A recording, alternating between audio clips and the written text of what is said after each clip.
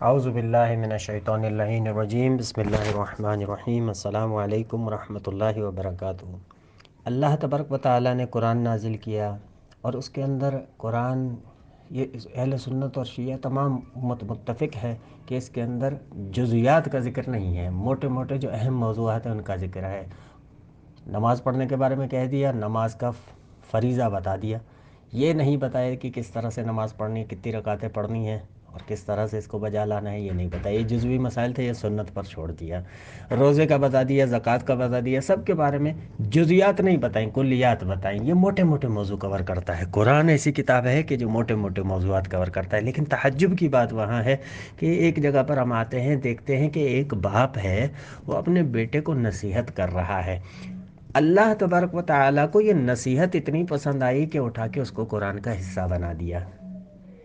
سورہ لقمان پورا چیپٹر جو ہے یہ نصیحتیں ہیں حضرت لقمان علیہ السلام کی اپنے بیٹے کو، سمجھ رہے؟ تو اس کی بہت زیادہ اہمیت ہے۔ بزرگان فرماتے ہیں کہ نوجوان جو ہیں ان کو بالخصوص، ویسے تو پورا قرآن کا میں تدبر کرنا چاہیے، اس پر عمل کرنا چاہیے، لیکن اس جو سورہ لقمان ہے اس کو بہت زیادہ اہمیت دینی چاہیے اور اس کے اندر غور و فکر، غور و خوض اور تدبر کرنا چاہیے۔ تو اس چیز کو ملحوظ خاطر رکھتے ہوئے میں نے سوچا کہ ایک سلسلہ چلایا جائے سورہ لقمان کے اندر جو نصیحتیں ہیں ان کے بارے میں آپ کی خدمت میں شارٹلی، بہت ہی جلدی جلدی سے کچھ عرائض پیش کیے جائیں، نکات پیش کیے جائیں۔ اس کی شروعات ہوتی ہے حروف مقطعات سے، الف لام میم۔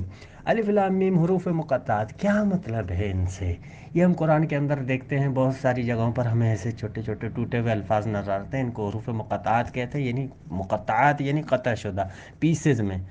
یہ کیا ہے، ان کا فلسفہ کیا ہے؟ تو بزرگان نے فرمایا ہے کہ اس کے بارے میں بہت نظریات۔ ایک نظریہ یہ ہے کہ نبی صلی اللہ علیہ وآلہ وسلم اور اللہ تبارک و تعالیٰ کے مابین یہ کوئی سیکریٹ کوڈز ہیں۔ کچھ کہتے ہیں کہ نہیں، یہ متوجہ کرنے کے لیے شروع میں بعض سوروں کے اندر آیا ہے کہ متوجہ ہوں کہ اہم ٹاپک کی بات ہونے جا رہی ہے۔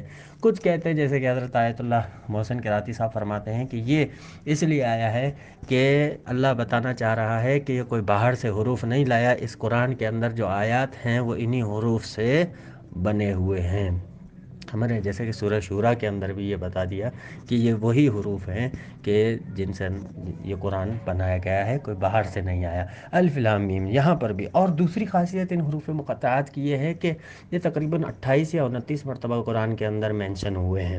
جہاں پر بھی آئے ہیں تو ان میں سے 24 مرتبہ ایسے مقامات ہیں کہ جہاں پر یہ حروف مقطعات آئے ہیں، اس کے بعد اللہ تبارک و تعالیٰ نے کتاب کا ذکر کیا ہے، یعنی قرآن کے بارے میں کچھ نہ کچھ ذکر کیا ہے۔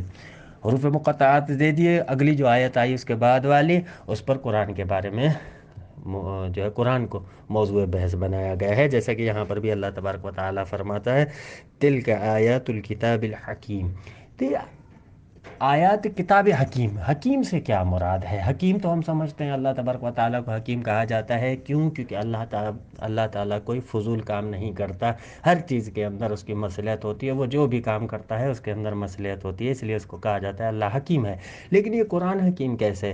تو آیت اللہ محسن کراتی صاحب فرماتے ہیں کہ اس حکمت سے مراد یہاں پر یہ ہے کہ یہ مستحکم آیات ہیں۔ ٹھیک، آج کل کے لکھاری بہت ساری کتابیں لکھتے ہیں، اس کے بعد اگلے دن آ کے اس کے کہتے ہیں کہ کریکشن ہونی چاہیے، اس کے اندر یہ جملہ میں نے صحیح نہیں لکھا تھا، اس کے اندر ترمیم ہونی چاہیے۔ لیکن یہ ایک ایسی مستحکم کتاب ہے کہ جس کو ترمیم کی ضرورت نہیں ہے۔ اگلی آیت میں فرماتا ہے ہدی و رحمۃ للمحسنین۔ اللہ تبارک و تعالی ہدی للمتقین بھی فرماتا ہے، ہدی للناس بھی فرماتا ہے، پھر یہاں پر آ کر کہہ رہا ہے کہ ہدی للمحسنین۔ یہ ہدایت آخر کس کے لیے ہے؟ محسنین کے لیے ہے، متقین کے لیے ہے، ناس کے لیے ہے؟ فرمایا کہ سب کے لیے ہے۔ آپ عوام، جو ناس ایک عام بندہ ہے، وہ اگر قرآن پر عمل کر کے اس کا ایک درجہ بالا ہو جائے، وہ تھوڑا اوپر گریڈ میں آ جائے تو وہ متقین بن جاتا ہے۔ لیکن وہاں پر بھی اس کو یہ نہیں سوچنا چاہیے کہ اس کے لیے ہدایت نہیں ہے، نہیں، وہاں پر بھی اس کے لیے ہدایت ہے۔ اگر وہ محسنین کی کیٹیگری پر پہنچ جاتا ہے، اس لیول پر پہنچ جاتا ہے، تو وہاں پر بھی یہ اس کو فکر نہیں کرنی چاہیے، یہ مت سوچنا چاہیے کہ اس کے لیے قرآن ہدایت نہیں ہے، نہیں، قرآن وہاں پر بھی ہدایت، تو ہر لیول کے لیے قرآن ہدایت ہے، اس لیے فرما دیا۔ اچھا، دوسرا جو اس کے اندر ایک لطیف نقطہ ہے، آیت اللہ محسن کراتی صاحب فرماتے ہیں، دیکھیے غور کیجئے، ہدی و رحمتن، رحمت کا یہاں پر کیا کام تھا، کیوں رحمت کے لیے؟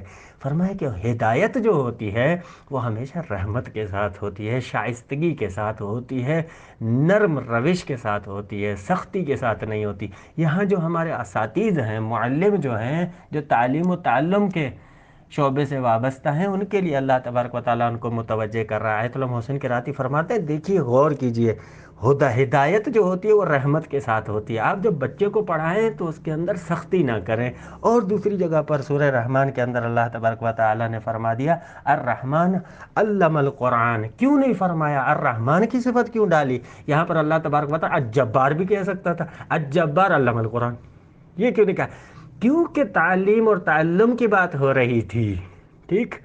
قرآن تو میں سکھایا، علم القرآن، تو وہاں پر رحمانیت کی صفت لایا اللہ تبارک و تعالیٰ، کیوں؟ کیونکہ جو ہدایت کا پروسیس ہے اس کے اندر نرم دلی کی ضرورت ہوتی ہے، نرم روش کی ضرورت ہوتی ہے، سختی کی ضرورت نہیں ہوتی۔ خداوند متعال سے دعا ہے کہ خدا ہمیں قرآن و اہل بیت کے فرامین سمجھنے اور اس پر عمل کرنے کی توفیق عطا فرمائے۔ وعلیکم السلام ورحمۃ اللہ وبرکاتہ۔